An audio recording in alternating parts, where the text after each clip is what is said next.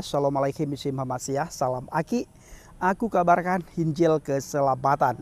Bapak Ibu nasi Tuhan, ketemu lagi dengan saya Evangelis Avraham Effendi Usman. Bagaimana kabar saudara semuanya? Tentu luar biasa. Dan saudaraku, kita masih membahas mengenai pelarangan gereja di daerah Cilegon.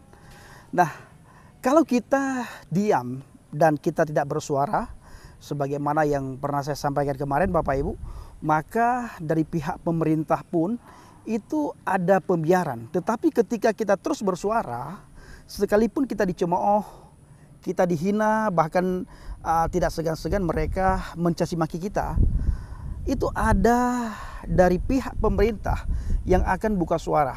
Bahkan banyak sekali dari para intelektual muslim yang menyoroti kasus di mana sebagian umat muslim yang ada di Cilegon mereka menghambat untuk pembangunan gereja. Artinya mereka tidak akan mengizinkan gereja dibangun di daerah Cilegon, khususnya gereja HKBP yang kita dengar saat ini. Nah, dalam hal ini Bapak Ibu, karena kita terus bersuara, Bapak Mahfud MD tulis di sebuah artikel Detik News, Mahfud lusa menak panggil Pemkot Cilegon bahas penolakan gereja. Akhirnya Bapak Mahfud MD menanggapi teriakan kita Bapak Ibu. Kalau kita tidak teriak, ya, kalau kita tidak bersuara, maka ada pembiaran dari pihak pemerintah. Tetapi ketika banyak orang bersuara, maka ada dari pihak pemerintah turun tangan. Nah, apa kata Bapak Mahfud MD? Saya ambil di artikel Detik News Jakarta, penolakan pembangunan gereja Maranatha di Cikuasa, Gerem, Kota Cilegon menuai polemik. Menko Polhukam Mahfud MD menyampaikan Menteri Agama Yakut Khalid Qomas akan memanggil seluruh stakeholders Pemkot Cilegon untuk membahas persoalan tersebut. Nah, diketahui polemik semakin meruncing usai Wali Kota Cilegon Heldi Agustian dan Wakil Wali Kota Sanusi Pentamarta ikut menandatangani petisi penolakan pendirian gereja tersebut. Penolakan ini berawal dari massa yang mengatasnamakan Komite Penyelamat Kearifan Lokal Kota Cilegon menggelar demonstrasi di gedung DPRD Cilegon Rabu tanggal 7 bulan 9 atau bulan September.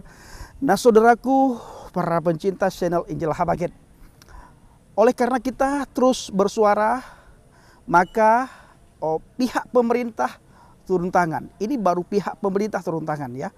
Bagaimana nantinya kalau Tuhan sendiri yang akan turun tangan? Ketika Tuhan turun tangan, mereka akan berhadapan dengan Tuhan. Dan ketika berhadapan dengan Tuhan, maka tidak bisa mereka sembunyi-sembunyi lagi, tidak ada alasan lagi mereka, dan mereka tidak bisa buat alasan semena-mena. Tetapi bila pemerintah turun tangan, masih banyak sekali alasan yang dibuat oleh pihak-pihak terkait Bapak Ibu. Nah, seolah-olah bangsa dan negara ini milik satu kaum, milik satu organisasi atau milik satu agama. Nah, padahal sebagaimana yang pernah saya sampaikan dalam beberapa hari ini, kita pun bayar pajak Bapak Ibu, ya. Jadi bangsa dan negara ini bukan saja milik mereka. Kita juga punya hak di atas bangsa dan negara ini. Kita juga bisa membangun rumah ibadah, kita bisa membangun gereja, ya. Dan itu semuanya Bapak Ibu diatur dalam undang-undang. Sudah ada undang-undang yang mengatur semuanya terhadap sebuah organisasi atau agama yang akan membangun rumah ibadah mereka. Nah, dalam hal ini kekristenan juga seperti itu. Kita juga punya hak untuk membangun rumah ibadah. Sekali lagi, saudaraku para pencinta channel Injil Habaget, bangsa dan negara ini bukan saja milik satu golongan, milik satu agama.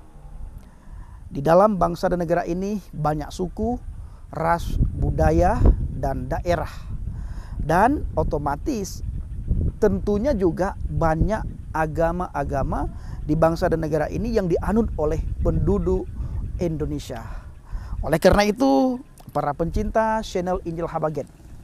Saya pernah sampaikan, kalau kita ingin menyampaikan kebenaran, kita tidak perlu takut, tidak perlu gelisah, tidak perlu khawatir.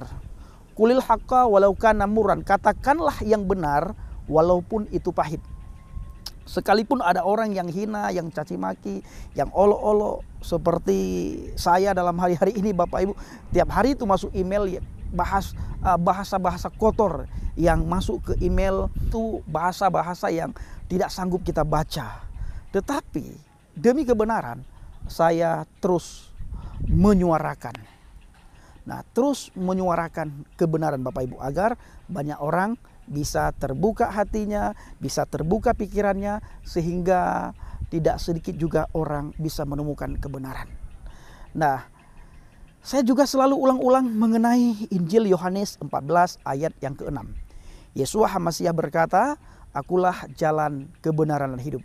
Tidak ada seorang pun yang datang kepada Bapa kalau tidak melalui Aku." Saudaraku, para pencinta channel Injil Habaget. Jadi Bapak Mahfud MD meminta kepada Menteri Agama supaya turun tangan untuk menangani kasus sebagian masyarakat Cilegon yang melarang rumah ibadah didirikan di daerah Cilegon. Seperti yang saya katakan tadi, ini baru pemerintah yang turun tangan, ya. Baru pemerintah yang turun tangan. Jangan sampai Tuhan turun tangan. Tetapi bila mereka main-main dengan anak Tuhan, bila mereka mempermainkan anak Tuhan, bila mereka mengolok-ngolok anak Tuhan, tidak ada yang mustahil sama Tuhan Bapak Ibu. Kalau Tuhan turun tangan, habis. Habis dalam sekejap, habis kalau Tuhan turun tangan. Ya. Kalau Tuhan turun tangan, habis. Tidak bisa kita sembunyi. Tidak bisa orang sembunyi dari murkanya Tuhan. Nah, saudaraku, para pencinta channel Injil Habaget, ayo kita terus suarakan kebenaran. Ya, kita terus suarakan kebenaran. Kiranya video singkat ini bisa membuka pikiran teman-teman kita yang selama ini seolah-olah mereka sudah memegang kunci surga, sehingga mereka bisa semena-mena terhadap orang yang tidak seiman dengan mereka, terhadap orang yang tidak seakidah, terhadap orang yang tidak seagama dan sepemahaman dengan mereka. Terima kasih. Shalom alaikum bishim hamasiah. Salam aki. Aku kabarkan Injil keselamatan. Bapak Yahweh bishim Adonai Yeshua HaMasiah. Waruah Kudus memberkati kita semua. Haleluya. Amin. Salam murtadin.